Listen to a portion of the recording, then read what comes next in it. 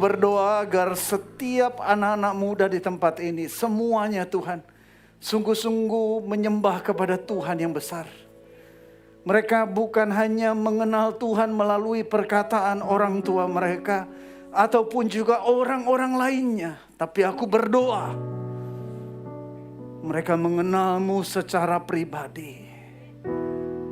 Karena sungguh-sungguh mengalami perjumpaan secara pribadi denganmu sendiri. Dengan kuasa kasih-Mu Engkau menjamah, Engkau menyentuh mereka pribadi demi pribadi. Engkau menunjukkan kepada setiap mereka, Engkau Allah yang besar, Engkau Allah yang hidup, Engkau Allah yang nyata.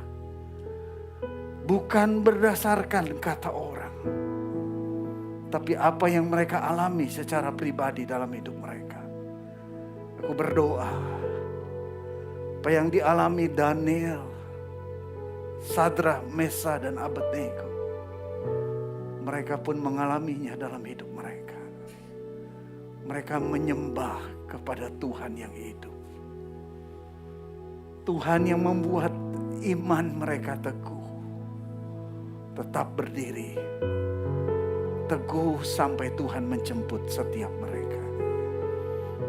Urapi setiap kami Roh Kudus dan berbicara di tengah-tengah kami. Di dalam nama Tuhan Yesus Kristus, kami alaskan semua doa dan ucapan syukur kami.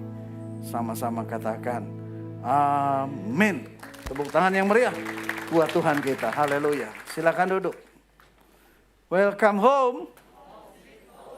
Lemes amat sih. Welcome home. Oh, udah tahu tema kita hari ini apa? Keselamatan. Kok tahu lu? Ya, tema kita apa? Ada yang tahu? Surprise!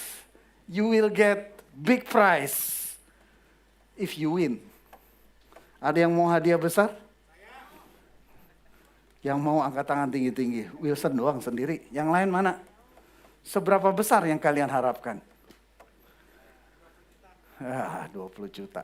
Oke, kita lihat. Silakan ditayangkan. Hari ini kita bicara tentang keselamatan.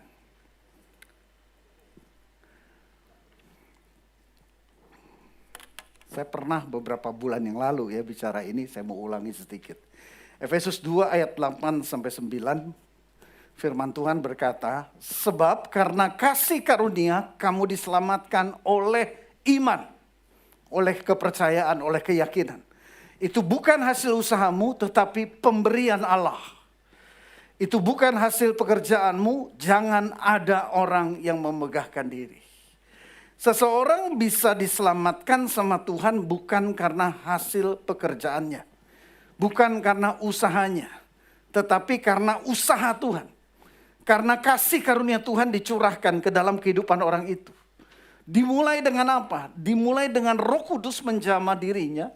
Sehingga dia merasa bahwa kalau Tuhan tidak tolong dia pasti binasa. Penting sekali kesadaran ini saudara. Ya, bahwa setiap kita perlu ditolong oleh Tuhan untuk sadar kita ini manusia yang sedang berjalan kepada kebinasaan. Menurut saya terlalu naif kalau ada orang berpikir bahwa tidak ada kehidupan lain setelah kehidupan ini selesai. Oh ya? Tidak ada kehidupan lain setelah kehidupan ini selesai? Wow, betapa singkatnya kita hidup. Kalian percaya itu? Tidak ada lagi kehidupan setelah kehidupan ini? No. Pasti ada kehidupan lain. Karena Tuhan menciptakan manusia serupa dan segambar dengan Tuhan. Pasti ada kehidupan yang lain dan itu adalah kehidupan kekal. Dan kita perlu sungguh-sungguh memahami tentang kehidupan kekal. Karena kehidupan kekal itu tidak ada jalan kembali. No turning back. Gak bisa kita kembali. Yesus berkata dalam sebuah perumpamaan. Ada orang kaya masuk neraka. Pingin dikasih kesempatan balik, gak bisa. Dan kehidupan kita yang singkat ini menentukan seperti apa kehidupan kita yang akan datang.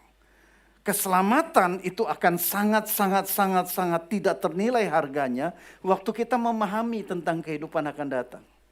Kehidupan akan datang ada dua jalan di sana. Ada jalan kepada kebinasaan, yaitu neraka, tempat penderitaan kekal, atau surga, tempat kegembiraan, tempat kebahagiaan kekal. Hidup kita sekarang adalah penentuan kemana hidup kekal kita ini akan berakhir. Tapi kita perlu pahami bahwa tidak ada seorang manusia pun yang bisa dengan kekuatannya menentukan saya mau masuk surga. Agama-agama lain di luar kekristenan mencoba melakukan itu dengan upaya manusia. Manusia mau masuk surga. Faktanya itu begitu sulitnya. Dan tidak ada seorang pun manusia yang bisa mencapai kesempurnaan itu. Tuhan tahu itu, dan oleh karena begitu besarnya kasih Tuhan akan dunia ini, Tuhan menganugerahkan anaknya yang tunggal. Siapa namanya? Yang keras. Supaya barang siapa yang percaya kepada Yesus Kristus, dia tidak binasa, melainkan beroleh hidup yang kekal. Oleh karena kasih karunia, saudara dan saya dijamah Roh Kudus sadar, kalau Tuhan tidak tolong saya ini orang berdosa, tiap hari lakukan dosa, pasti binasa, pasti masuk neraka. Karenanya saya butuh keselamatan daripada Tuhan Yesus. Saya percaya Yesus itu Tuhan, bukan nabi. Tapi Tuhan yang turun ke dunia sebagai manusia, mati di atas kayu salib untuk saya. Dan bangkit pada hari ketiga, mengalahkan kematian supaya saya tidak terus mati. Tapi supaya saya hidup dalam Yesus Kristus. Dan waktu kita percaya dan menerima Yesus sebagai Tuhan dan Juru Selamat dalam hidup kita, kita beroleh keselamatan. Banyak orang agama lain berkata, wih gampang banget jadi orang Kristen. Asal mengaku percaya menerima Yesus sebagai Tuhan dan Juru Selamat, langsung selamat masuk surga. Gampang banget. Memang manusia tidak mungkin mencapai keselamatan kalau Tuhan tidak menganugerahkan. Yang paham ini katakan amin, saudara. Karenanya dikatakan firman Tuhan bahwa ini anugerah, bukan upaya manusia. Dan kita tidak bisa bermegah.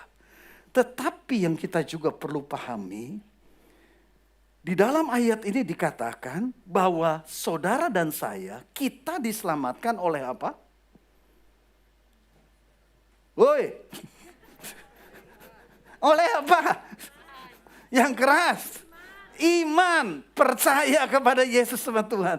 Itu tiket keselamatan saudara dan saya. Karenanya kita harus mempertahankan iman untuk pada saatnya kematian menjemput kita, kita benar-benar masuk surga. Amin. Pernah nonton bioskop? Ada yang belum?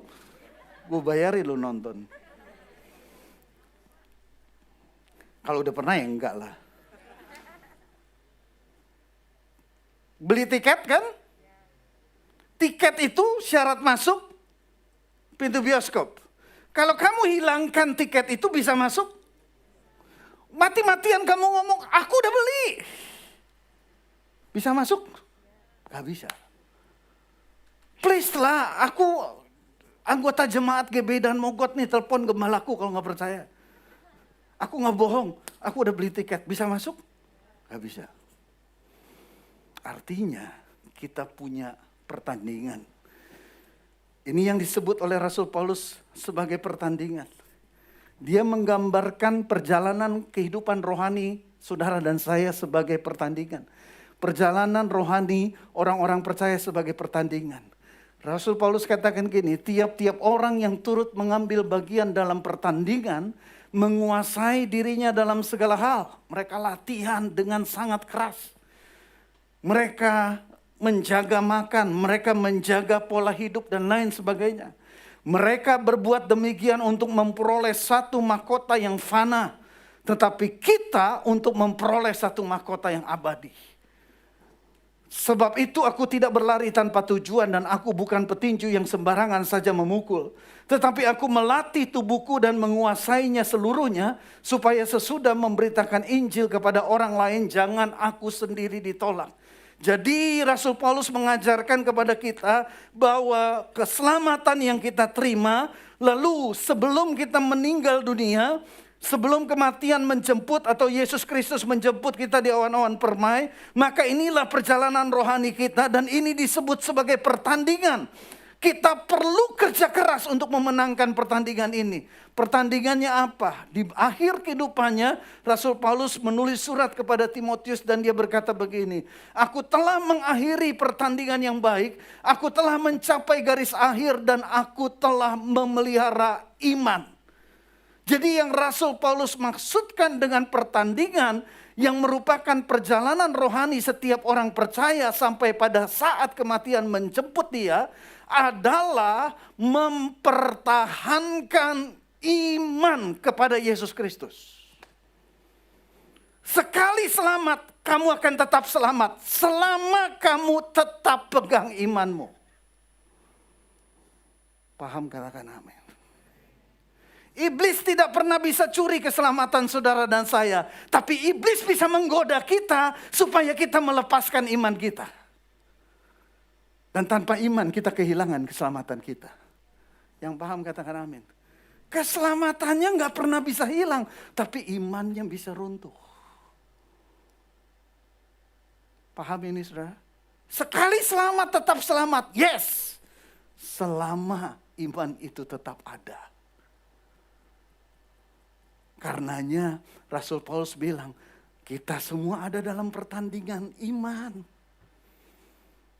Kita perlu bekerja keras, kita perlu berjuang untuk mempertahankan iman kita.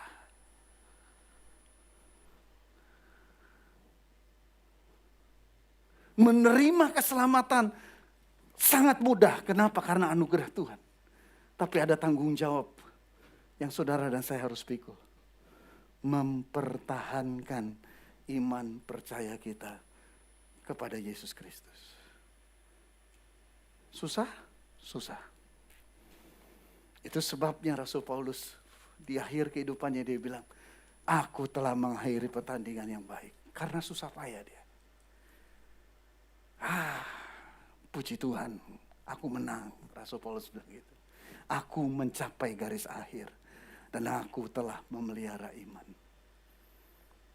Rasul Paulus mengalami berbagai-bagai goncangan iman. Tapi dia berhasil mempertahankan imannya. Nah, hari ini saya mau berbicara tentang anak-anak muda. Kalian beruntung bisa mengenal Tuhan Yesus sejak muda. Saya lahir baru di usia 28 tahun. Saya berdoa kalian sudah lahir baru. Karena sebagian besar adalah generasi kedua orang Kristen. Saya pernah share di sini, kalau generasi kedua atau generasi ketiga, orang-orang yang dari lahir Kristen, kadang-kadang gak gampang memahami kita itu sudah lahir baru atau belum. Saya generasi pertama dalam keluarga saya yang Kristen, karenanya saya gampang sekali mengenali kalau saya sudah lahir baru. Tapi untuk generasi kedua, ketiga, dan seterusnya tidak mudah. Tapi saya berdoa kalian semua sudah lahir baru. Nah, ada tantangan buat anak-anak muda untuk bisa mempertahankan iman percaya. Mari kita lihat tantangannya apa. Ada 4. Kita akan bahas satu-satu. Yang pertama, pergaulan. Gaya hidup yang buruk. Anak-anak remaja itu selalu mengalami masa mencari identitas diri. Dan pencarian identitas itu biasanya ada di dalam komunitas. Mereka mau bergabung dengan komunitas-komunitas yang dianggap keren, yang dianggap cool. Supaya apa? Supaya mereka punya identitas yang keren, yang cool. Nah, kalau kita salah memilih pergaulan, maka firman Tuhan bilang pergaulan yang buruk merusakkan kebiasaan baik. Saya punya pengalaman dalam hal ini. Sayangnya saya bukanlah orang yang dirusak oleh pergaulan buruk. Tapi saya orang yang merusak melalui pergaulan buruk. Dulu waktu SMP, SMA saya termasuk anak-anak yang ngeracunin teman-teman saya yang lain. Ya. Satu hari saya pelayanan di sekarang Heaven ya, dulu Rumah Duka Atmajaya. Heaven di Pluit, saya pelayanan penghiburan. Selesai pelayanan, mau pulang, ketemu sama teman SMA saya. Ketemu sama teman SMA saya, gimana? Namanya Rudi. Rud, gimana kabar? Ngobrol sebentar, dia keluarkan rokok dan dia merokok. Lalu dia tawarkan saya, rokok. Enggak, gue udah berhenti ngerokok. Hah? Sialan lu? Lu dulu yang ngajarin gue ngerokok, sekarang lu udah berhenti. Itu salah satu contoh. Dalam hati saya, Tuhan izinkan orang ini bertobat. Gue yang ngerusak dia. Yang ngerusaknya udah jadi pendeta, saudara. Kadang-kadang hidup ini memang Tuhan yang menentukannya. Pergaulan yang buruk merusakkan kebiasaan baik. Banyak anak yang sudah dididik dengan begitu baik oleh keluarganya. Waktu mulai masuk usia remaja, terhilang dari Tuhan. Kenapa? Karena pergaulan. Karena mencari identitas diri. Dan mulai masuk dalam gaya hidup. Sekarang udah ditutup. Tahu yang barusan ditutup apa? Wah, member.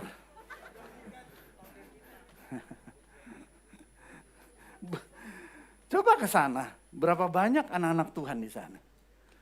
Soalnya judulnya Holy Wings. Sayap kudus.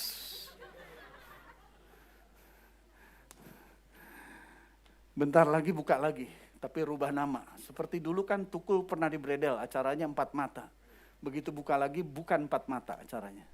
Jadi nanti bentar lagi buka Unholy Wings. Dan bisa lebih rame. Karena unholy gitu ya. Ini gara-gara pakai nama holy, banyak anak-anak Tuhan yang ke sana. Ya. Itu salah satu contoh bagaimana gaya hidup itu menghancurkan, ya. Dan kita nggak langsung begitu sekali ke Holy Wings kehilangan iman, enggak. Jangan lebay. Tapi kamu akan terbawa sedikit demi sedikit. Dan tanpa kamu sadari kamu terhilang dari Tuhan. Yang paham katakan amin. Kedua, jatuh cinta kepada yang tidak seiman. Wow. Gimana nih? Mak, di gereja saya udah berusaha obral.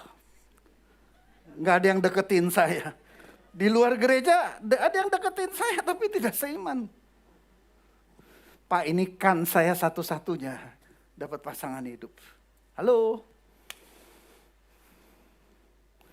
Dari yang saya tahu sendiri, ada 4. Sayangnya perempuan semua nih. 4 perempuan bekas youth di kita. Kehilangan iman karena menikah dengan orang yang tidak seiman. 4 yang saya tahu persis. Yang saya nggak tahu, saya nggak tahu. Insya Allah nggak ada lagi. Ini orang-orang yang dulunya serius pelayanan loh. Di anak muda. Begitu masalah jodoh, runtuh imannya. Kehilangan imannya. Yang ketiga, ini juga yang banyak, penderitaan. Atau doa yang tidak terjawab. Anak-anak yang mungkin berasal dari keluarga yang tidak punya banyak uang. Dan dia lihat kiri kanannya, pergaulannya cukup punya banyak uang. Saya dulu waktu SMA juga seperti ini. Teman-teman saya udah banyak yang naik mobil, naik motor lah paling enggak. Saya sepeda aja nggak punya. Dan waktu SMA saya benci Tuhan. Saya benci Tuhan. Walaupun memang saat itu saya belum lahir baru. Tapi saya benci Tuhan. Karena saya sekolah di sekolah Katolik. Tiap minggu ke gereja. Tapi saya benci Tuhan. Karena saya bilang begini. Tuhan itu gak adil. Tuhan tuh jahat sama saya. Saya dilahirkan di keluarga yang gak harmonis, tiap hari ribut, miskin lagi. Bagaimana kita orang-orang yang beriman, ya anak-anak yang sudah lahir baru, tapi kita menghadapi kondisi keluarga yang sangat tidak enak. Apalagi dengan keuangan yang sangat terbatas, sementara orang-orang lain yang kita lihat yang tidak di dalam Tuhan, malah jauh lebih baik daripada kita. Atau kita mengalami sakit penyakit yang tidak kunjung sembuh. Atau kita mengalami kondisi-kondisi yang kita berdoa, kita teriak. Berbulan-bulan, bertahun-tahun sama Tuhan, tapi Tuhan gak pernah jawab. Segala cara kita sudah upayakan, doa, puasa, segala sesuatu sudah kita lakukan. Tapi mana Tuhan? Tuhan gak pernah jawab saya. Tidak sedikit anak-anak Tuhan yang mengalami ini, akhirnya jadi ateis. Jadi agnostik. Gak peduli dengan kehidupan spiritual. Bahkan dengan kemarahan ada anak-anak Tuhan yang jadi ateis. Gak ada, Tuhan itu gak ada. Dan kalau orang mulai bicara agama, kalau orang mulai bicara Tuhan, marah dia. Gak ada, Tuhan itu gak ada. Gak ada Tuhan. Karena marah sama Tuhan. Kehilangan iman. Tidak sedikit. Dan yang keempat. Anak-anak yang pro. Selesai kuliah mulai bisnis. Sekarang gaya hidup flexing. Semua pamer kemewahan dan semua anak muda pengen hidup lebih mewah.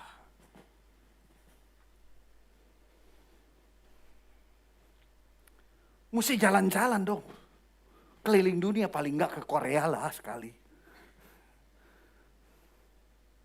Tapi duitnya enggak ada. Kalau kerja yang bener, ngumpulin duit susah banget. Kemudian ada tawaran. Kerjaan atau bisnis yang datengin duit sangat cepat. Kita tahu itu bertentangan dengan firman Tuhan. Bahkan mungkin melanggar hukum. Ada di satu universitas tertentu, kalau kalian nanya pun gak akan saya sebutkan, jadi jangan nanya ya. Sekelompok mahasiswa diciduk. Kenapa? Masukin plat nomor mobil RF. Itu kan plat mobil sakti gitu ya. Palsuin. Keciduk. Yang dagang bandar banyak. Di uni-uni. Universitas. Ini universitas berduit, bos. Ini anak-anak yang cukup berduit. Dan mereka lakukan itu. Why? Mereka butuh banyak duit. Dugem sekali dugem jutaan. Butuh banyak uang.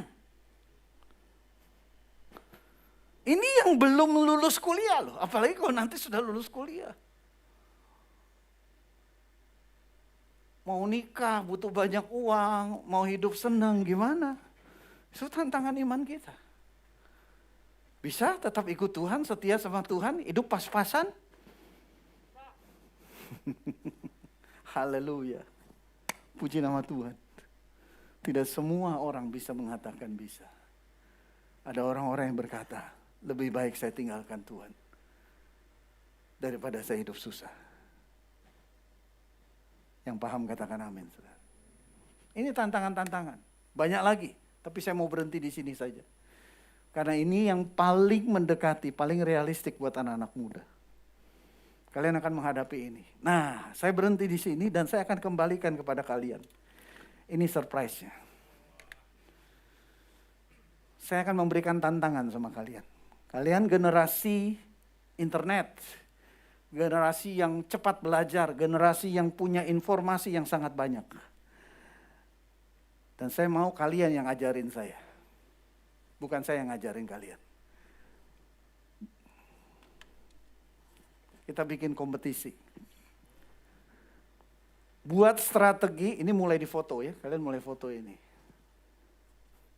Buat strategi, langkah-langkah konkret dan komprehensif yang bisa dilakukan oleh anak-anak muda untuk bisa memenangkan tantangan-tantangan iman. Ya, tantangan imannya tadi 4. Saya balik dulu. Foto dulu yang belakang ya. Nah ini, foto dulu. Gambar sayanya dihilangin aja multimedia. Ya. Ntar gambar saya jadi viral. Oke, sudah difoto semua? Ya. Sekarang foto ini. Buat strategi, langkah-langkah konkret dan komprehensif yang bisa dilakukan oleh anak-anak muda untuk bisa memenangkan tantangan-tantangan iman tadi. Konkret itu artinya apa? Konkret itu artinya nyata, gampang dilakukan. Bisa dilakukan, ya bukannya gampang lah, sorry. Bisa dilakukan, mungkin, sangat mungkin dilakukan. Oke? Dan komprehensif, artinya menyeluruh. Ya, menyeluruh, bisa saja itu menjadi tanggung jawab pribadi, yang tentunya yang fokus kita pribadi, tapi juga mungkin kalian bisa menjabarkan, mengusulkan gereja punya tanggung jawab apa, komunitas punya tanggung jawab apa. Ya komprehensif, semakin banyak pihak-pihak yang terlibat semakin komprehensif. Ya, tapi yang terutama adalah tanggung jawab pribadi. Anak muda nih harus lakukan apa? Strategi apa yang harus dilakukan, langkah-langkah konkret apa yang bisa dilakukan oleh anak-anak muda untuk bisa memenangkan tantangan-tantangan iman.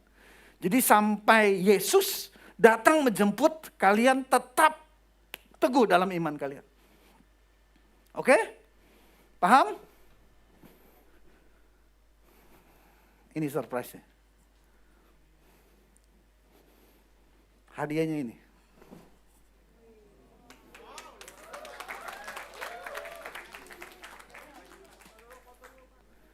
Foto dulu. Ini rupiah ya. IDR itu Indonesian rupiah. Ya. Beneran duit ini. Bukan duit monopoli, percaya. Ya, ini beneran duit. Ya. Oke, siap. Ini peraturannya. Peserta boleh perorangan ataupun kelompok. Ya. Jangan serakah. 3 otak jauh lebih bagus daripada 1 otak, saudaraku. Ya. 4 kelompok 4, kelompok 5, lumayan lah kalau menang hadiah pertama berlima juga seorang sejuti. Lumayan banget. Daripada 1 nekat sendirian, kelompok bisa lebih bagus. Tapi carilah kelompok yang benar, bukannya cuma mau numpang dapat hadiah. Ya, batas pengumpulan materi 31 Agustus. Ya, masih 1,5 bulan. Kalian bisa cari resources apapun. Ya, sekarang resourcesnya nggak terbatas, banyak sekali. Ya, materi dikirimkan ke alamat email ini, foto ya saudara, gbippa.ppa.gmail.com. Keputusan juri mutlak dan tidak bisa diganggu gugat, apalagi dibawa ke pengadilan. Mahalan bayar pengacaranya tahu, daripada hadiahnya.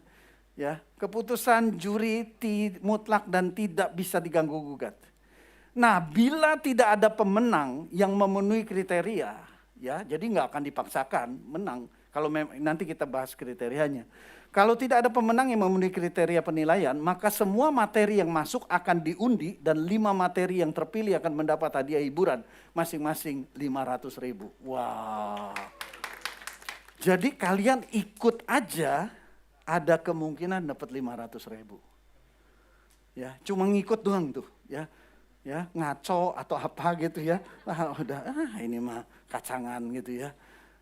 Ada kemungkinan dapat 500.000. Tapi kalau serius garapnya, ada kemungkinan dapat 5 juta rupiah. Oke, kriterianya ini. Langkah-langkah yang bisa dilakukan oleh anak-anak muda dalam kehidupan sehari-hari yang normal. Ya, jadi bisa dilakukan. Semakin mudah dilakukannya semakin bagus. Semakin tinggi nilainya. Ya, semakin, tapi juga ada yang kedua, efektif. Jangan mudah dilakukan tapi tidak efektif. Efektif itu artinya tepat sasaran, mencapai tujuan. Ya. Lalu yang ketiga kreatif. Ya, wah, ada kreativitas di sana. Dan yang keempat ini juga originalitas. Artinya begini, kalian boleh nyontek ya, boleh dari sumber manapun juga silakan. Tetapi kalau kalian just contek itu enggak original. Ya, kalau mau lebih original adalah kembangkan, modifikasikan. Ya, modifikasikan benar-benar real menjadi kebutuhan anak muda hari-hari ini. Sangat bisa dilakukan dan lain sebagainya. Sumbernya tidak terbatas, tapi kalian harus mencantumkan dari mana sumbernya. Paham saudaraku? Paham? Harus cantumkan. Ya boleh nyontek, silakan nyontek gitu ya, boleh. Tapi harus dicantumkan sumbernya dari mana aja. Ya, ngambil dari internet, ngambil dari buku, ngambil dari apa, atau dari orang, boleh, dari pendeta anu, dari pendeta, boleh, tapi harus dicantumkan, harus jujur, cantumkan. Ya, itu akan menjadi sumber dari originalitas kalian. Itu juga dari merupakan salah satu kriteria penilaian kalian. Kalau kalian nggak cantumkan sumbernya, sementara kalian ngambil, pasti juri tahu lah gitu ya. Dan kalian pasti gugur, pasti nggak menang. Walaupun bagus, tapi nggak jujur. DO, kalah. Paham ya? Jadi harus jujur, nggak apa-apa kok, boleh, memang diizinkan nyontek kok gitu. Tapi semakin kalian bisa memodifikasi, semakin itu originalitasnya semakin tinggi nilainya. Paham? Ada yang mau tanya? Ya.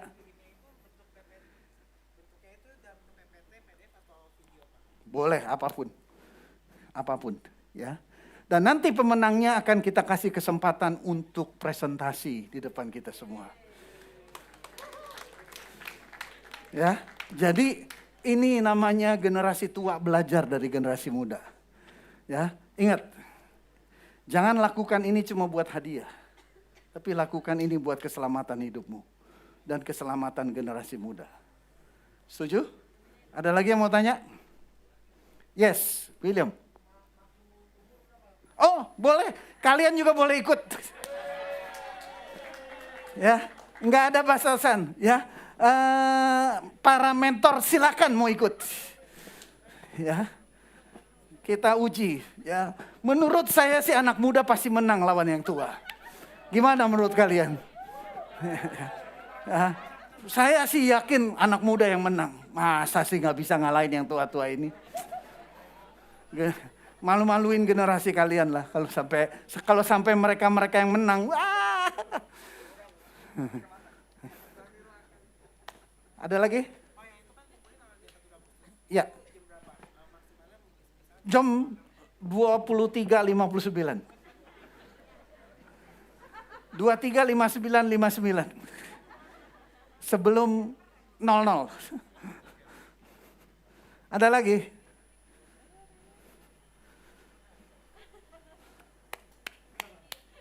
Ada lagi? Cukup ya? Yuk, saya undang para pemain musik, worship leaders.